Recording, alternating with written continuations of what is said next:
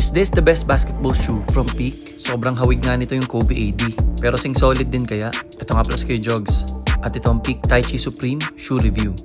Unahin natin ang traction.